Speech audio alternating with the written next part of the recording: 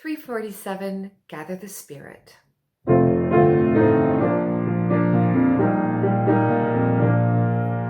Gather the Spirit, harvest the power, our separate fires will kindle one flame. Witness the mystery of this hour, our trials by this light appear all the same. Gather in peace, gather in thanks, gather in sympathy now and then. Gather in hope, compassion and strength. Gather to celebrate once again. Gather the spirit of heart and mind. Seeds for the sowing are laid in store. Nurtured in love, in conscious refine. The body and spirit united once more. Gather in peace, gather in thanks, gather in sympathy now and then. Gather in hope, compassion and strength. Gather to celebrate once again. Gather the spirit growing in awe, drawn by the moon and fed by the sun. Winter to spring and summer to fall, the chorus of life resounding as one. Gather in peace, gather in thanks, gather in sympathy now and then. Gather in hope, compassion and strength. Gather to celebrate once again.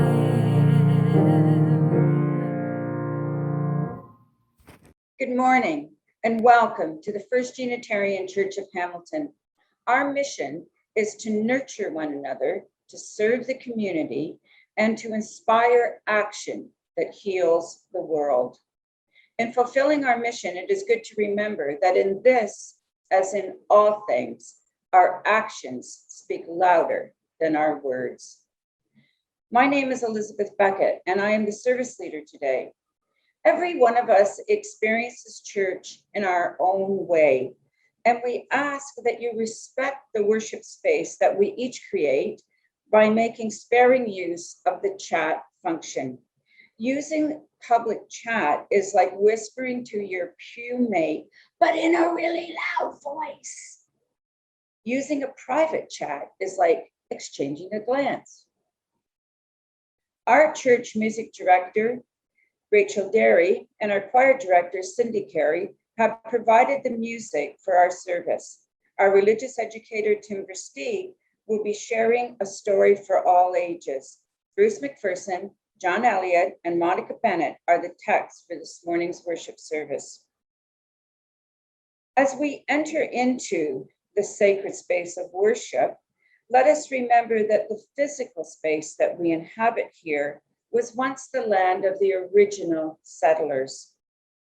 They had their land taken from them in unjust and immoral ways. While we later settlers continued to benefit from the land, many of the original people do not.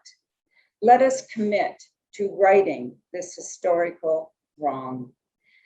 And now I have a special land acknowledgement for the children.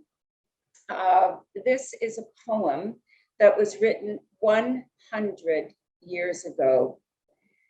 And it is a poem that I had to memorize in school. It was the beginning of my understanding of the historic truth that is Canada. It's called Indian Children.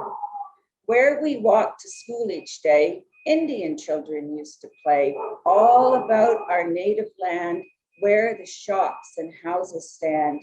And the trees were very tall, and there were no streets at all. Not a church, not a steeple, only woods and Indian people, only wigwams on the ground, and at night, bears prowling round. What a different place today where we live and work and play. Good morning. It is a joy to be with you this morning. I am Reverend Jamie Boyce, and I have the great privilege of serving this congregation as the interim minister. Thank you for joining us as we reflect on the work and rest of our community and consider the spiritual practice of honoring and centering time for rest in our lives. As we slip out of summer, let us discover the ongoing power of rest to restore ourselves and our communities. Whoever you are, whomever you love, wherever you are in your journey of faith or search for meaning, you are welcome here. Let us open our hearts and minds as we gather to celebrate this glorious day. May this flame that we light today remind us that every one of us can bring light to the world. May this clear flame be a symbol that every heart can burn bright with joy, peace, and harmony. May the wisdom of the ages speak to us through this flame and stay in us. Every one of us can be a blessing to the world. May this flame be our light of friendship and love. Number 123, Spirit of Life.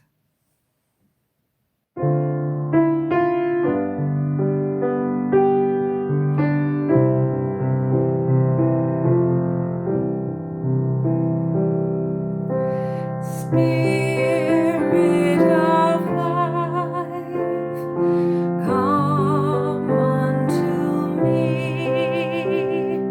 Sing in my heart all the stories of compassion. Blow in the wind, rise in the sea, move in the hand, giving life the shape of justice. Roots hold me close, winds set me free. Spirit of life, come to me, come to me.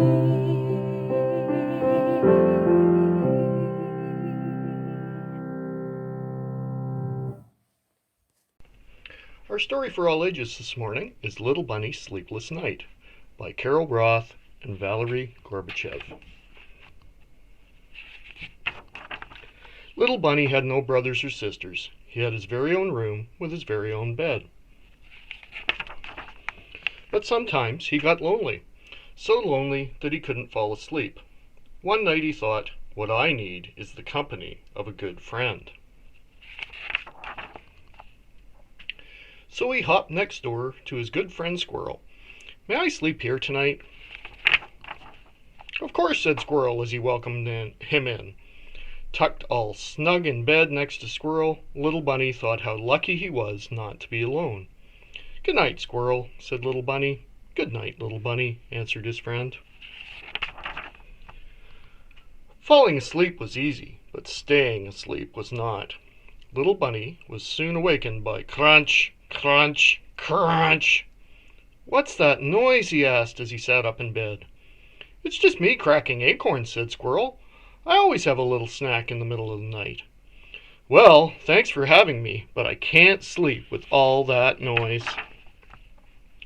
So Little Bunny left and hopped some more until he reached his good friend Skunk. May I sleep here tonight? Yes, yes, 100 times yes, shouted Skunk. No one has ever asked to sleep over before. Afraid little Bunny might change his mind, Skunk quickly pulled him inside. This is fun, Skunk said, as they got into their beds.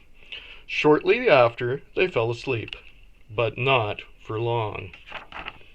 Little Bunny was soon awakened by a terrible smell. What smells? He asked as he jumped up. I'm afraid I do, said Skunk. I forgot someone else was in my room. I got scared and sprayed. Well, thanks for having me, but I can't stay with that smell. So Little Bunny left and hopped over some more until he reached his good friend Porcupine. May I sleep here tonight? Certainly, said Porcupine. You take my bed and I'll sleep on the floor. Yippee! Shouted Little Bunny as he climbed into Porcupine's bed and bounced around with excitement. Ouch! He screamed. What do you have in here? It's just my quill, said Porcupine. I lose some every now and then. Well, thanks for having me, but I can't sleep with those prickles. So Little Bunny left and hopped some more until he reached his good friend Bear. May I sleep here tonight? Why, sure, make yourself at home, said Bear. So now Little Bunny was so tired he just curled up on the floor and went right to sleep. But very soon after, Little Bunny was wakened by a loud rumbling noise. Oh no, it's thundering, he thought. But it wasn't thundering at all. His friend Bear was snoring. Well, I can't sleep with all that snoring, said Little Bunny.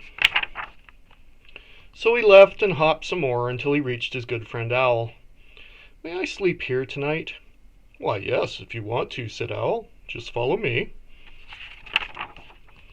An exhausted Little Bunny went right to sleep, but soon he was wakened by a bright light shining in his eyes. Put the light out, he shouted. I can't, said Owl. I stay up reading every night. That's how I got to be so wise. Well, since you're so wise, could you please tell me how I'm ever going to get some sleep? That's easy, said Owl. Just go back home where you belong. Little Bunny took his wise friend's advice. Too tired to hop, he dragged himself home. His bed had never looked so good to him before. He jumped right in. How wonderful, he said to himself as he snuggled down. No crunching noise, no terrible smell, no prickly quills, no snoring, and no bright lights. Just me by myself, and peace and quiet. Now I can fall asleep. And that's just what Little Bunny did. And that's our story for today. My therapist wants to know about my relationship to work. I hustle upstream, I gasp, I grind, I control and panic. Poke balloons in my chest, always popping there, always my thoughts, thump, thump. I snooze, I wake up and go boom. All day this, I short my breath, I scroll and scroll. I see what you wrote, I like, I heart, my thumb so tired, my head bent down, but not in prayer, heavy from the looking. I see your face, your phone-lit faces. I tap your food 2 times for more hearts. I retweet. I email yes and yes and yes. Then I cry and need to say no, no, no. Why does it take so long to reply? I FOMO and shout, I read. I never enough. New book, new post, new ping, a new tab and another. Papers on the floor, scattered and stacked. So many journals, unbroken white spines, waiting. Did you hear this new? I start to text back, ellipsis, then I forget. I balk. I lazy the bed, I wallow when I write, I truth when I lie, I throw a book when a poem undoes me. I underline Clifton. Today, we are possible. I start from image. I begin with Phyllis Wheatley. I begin with Phyllis Wheatley reaching for coal. I start with a napkin, a receipt on my hand. I muscle memory. I stutter the page. I fail, hit delete, scratch out one more line. I sonnet, then break form. I make tea, use 2 bags, Rubio's again. I bathe now. Epsom salt, no books or phones, just water and the sound of water filling. Glory be my buoyant bowl of me. Yes, lavender, more bubbles and bath bomb, of course, and some candles too. All alone with Coltrane, my favorite.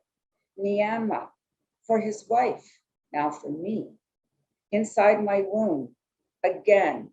I child back, I float, I float, I sing, I simple and humble, eyes closed. I low my voice. Was it a psalm? Don't know, but I stopped.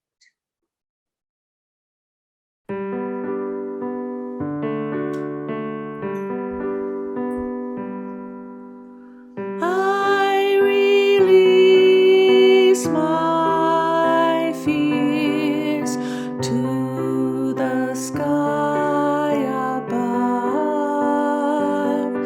and open my heart and mind to the changes that will come. I release my fears to the sky above and open my heart and mind to the changes that will come. I release my fears to the sky above and open my heart and mind to the changes that will come. I release my fears to the sky above and open my heart and mind to the changes that will come. I release my fears to the sky above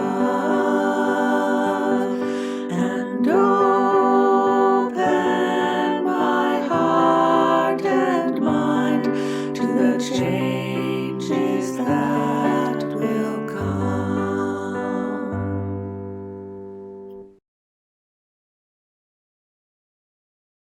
When I first arrived in Hamilton, I was struck by the beautiful orange brick houses and buildings that line the streets. The distinctive burnt orange color made me curious about the story of these bricks. I wondered what earth was moved to bake and build these houses. Where are the factories that cure the clay before it's labored into shelters and dwellings? The journey to understand the story of these beautiful burnt orange and red bricks led me to a story I didn't expect to discover. I knew before I arrived that Hamilton was a center of industry for Canada. For trades, craft, and later steel, industries were abundant. In 1907, there were 20 brick factories in the greater Hamilton area, and the historical density of working people across industry and the proximity to Toronto helped ignite the 9-hour labor movement in the late 1800s. It was initiated by printers in Hamilton and took hold across Ontario and Quebec. It was one of the first movements in Canada that attempted to legislate for a humane workday using collective action. Ultimately, it sought to control access to workers' time and contain exploitative practices. The 9-hour movement was an assemblage of craft and trade folk, skilled and unskilled, and it was able to harness power by organizing people through a shared interest. But it wasn't perfect, and it met with a complicated political landscape. Divisions in the organization also made it difficult to maneuver collective power with influence. The Canadian Encyclopedia summed this up really well for me. It said that the challenge of the 9-hour movement was that it was largely unsuccessful because it harnessed employee hostility in a waning post-Confederation prosperity. It defeated the movement. It also significant were divisions within the working class. Women and unskilled workers figured peripherally at best, ensuring that the struggle touched certain sectors more fully than others. It's important for us to remember that labor movements are not exempt from exclusionary structural oppressions. We ought to inquire who was included in labor movements and who was not, even as they sought to create solidarity and purpose and identity among workers. Doug Nesbitt from Canadian Rank and File writes, however, not all was rosy among working people. Racism and the exclusion of women from unions, as well as prejudices among skilled workers towards unskilled workers, were real divisions within the working classes of Canada. There were also deep hostilities between Protestants and Catholics, with riots and brawls featuring regularly in a number of cities, especially St. John, Ottawa, and Toronto. While my investigations and learning into labor history in Hamilton are new and still emergent for me, I'm still putting the stories together of the brick factories. It was interesting to hold a critical question to my reading. Who are we talking about when we talk about workers, and who is excluded from that history? What work gets named as labor that matters? What stories are missing when we talk about workers' history? It's exciting to learn about my new city, my new home, and discover the rich history that's baked into the very foundations of the community, and it is a process that is ongoing and never ending. What I also discovered in my quick journey through the Canadian labor movement was a deep appreciation for another claim that labor movements name indirectly: the necessity of rest. Resting from work is a basic human right, and it's become increasingly hard for us to rest, sleep, dream, and unplug from the demands of work and the demands upon our time. The Canadian government reports that Canadians are not getting enough sleep, and the data is sobering. A quarter of adults 18 to 34 are sleep deprived. This then goes up in middle age, with 1 in 3 adults aged 35 to 64 experiencing problems with sleep.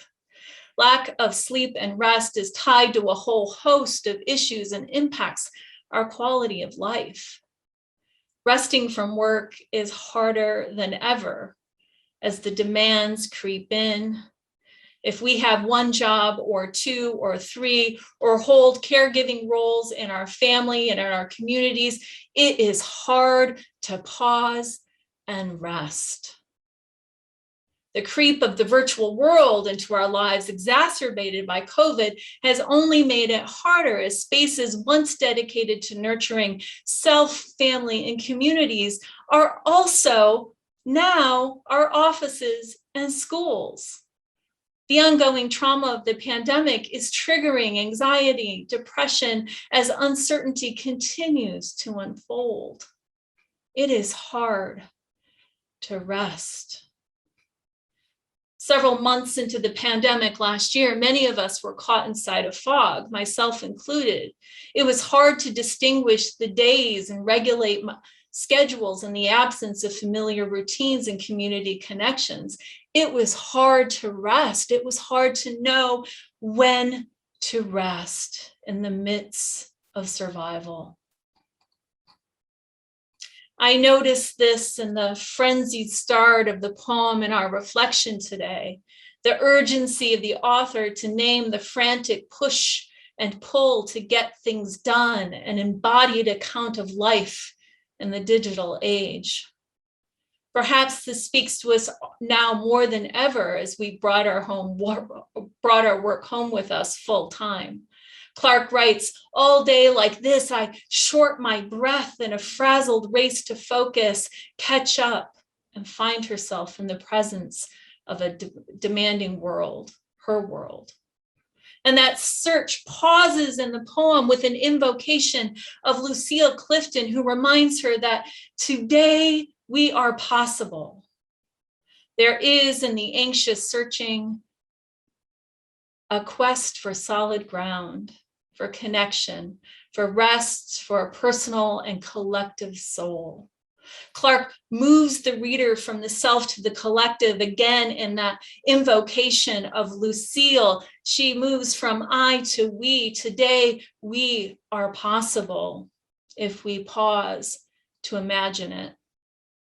Tiana Clark, in a conversation about her poem with the Poetry Foundation, describes herself as emerging from a long line of single Black women who worked multiple jobs. She talks about how she inherited a work ethic that privileges financial scarcity and panic. Work, lack of work, unappreciated work, invisible work, underpaid work are alive in her poem's anxiety and urgency.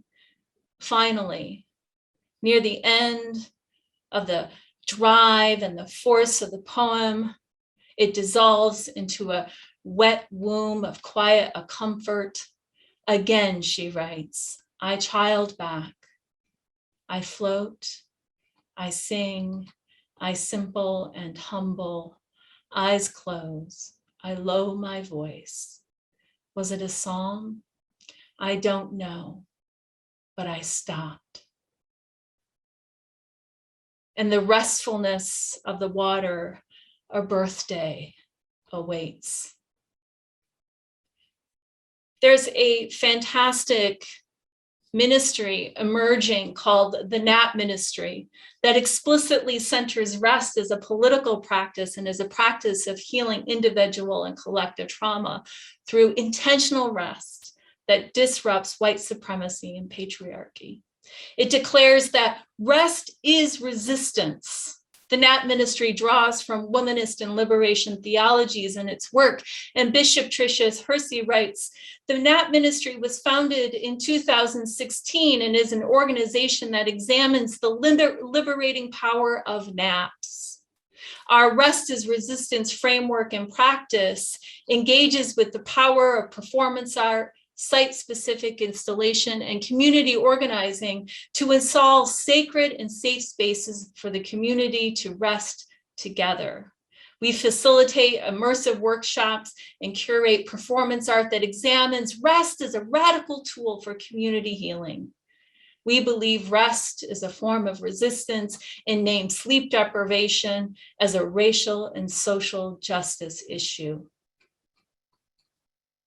This is a powerful and transformative ministry in the world.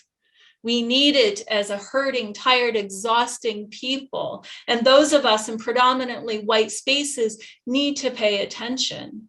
Neglecting rest and failing to center the healing and restorative rest that is so desperately needed in the world is one way that whiteness and white supremacy is embodied in our communities. It is unhealthy for all of us. We need to center self-care and community care. A sustaining spiritual gift from me from the pandemic was a return to the life-affirming, life-saving message of you are not alone. We need to share this message in our communities as we encourage each other to create restful spaces that welcome rest as a practice of our community lives together. Spiritual traditions throughout the world engage rest as a community building practice. Sabbath, meditation retreats, silence retreats, feasts of celebration and connection, and even Sunday worship are invitations to pause and rediscover ourselves and each other. I believe Unitarian Universalism can engage sacred rest in our communities and encourage ourselves to discover restfulness in our lives. In the days, weeks, and months ahead, Let us reclaim rest as a transformative, community-building practice that opens space for us to dream, imagine, love, and connect more deeply so that we are energized to live bravely and boldly. May it be so. Number 1021, Lean on Me. Here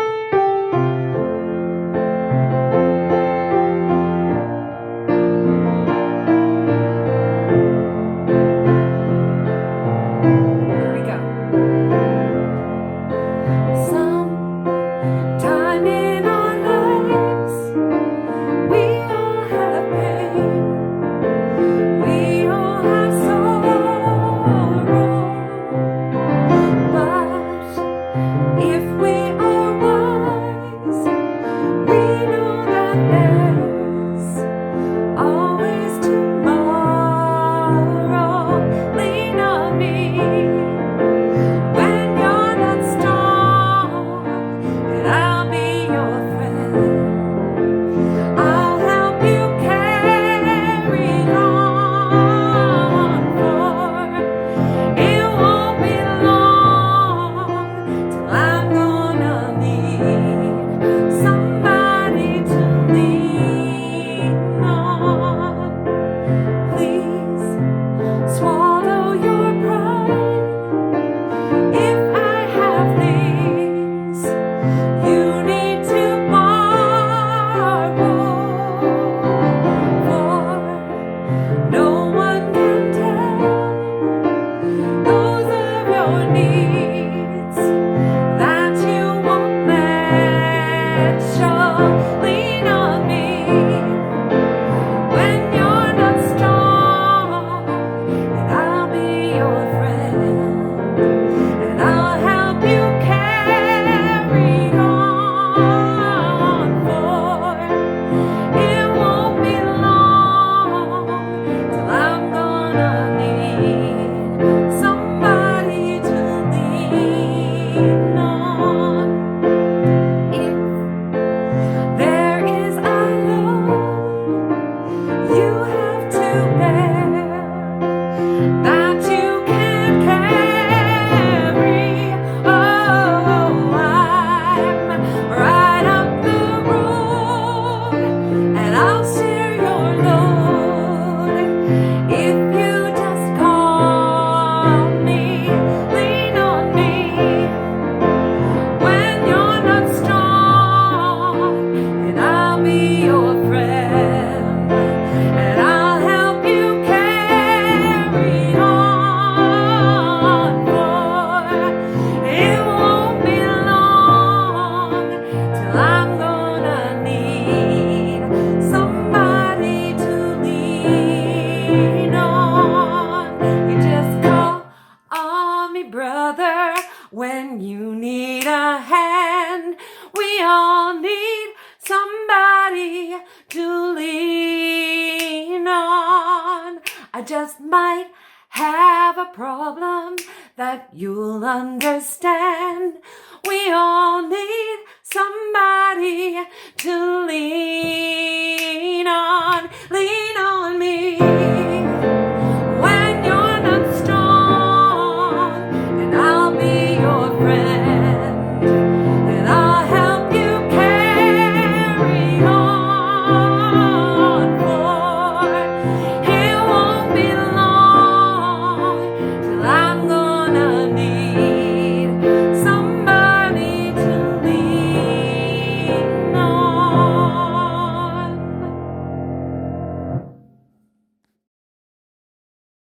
In the minutes, hours, and days ahead of us, let us reclaim rest in our lives and notice our interdependence as we pause, retreat, renew, and reflect. May we collectively call forth restfulness in our communities. As our Jewish community enters the high holidays this week and celebrates Rosh Hashanah, we say, Happy New Year, Shana Tova, may it be sweet. We extinguish our chalice, but not the fire in our hearts until we meet again.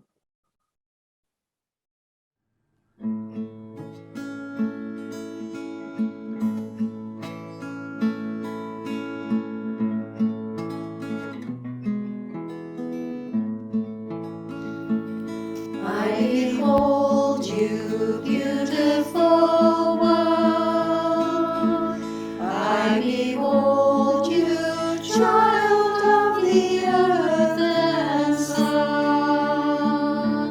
Let my love wash over you. Let my love wash over you.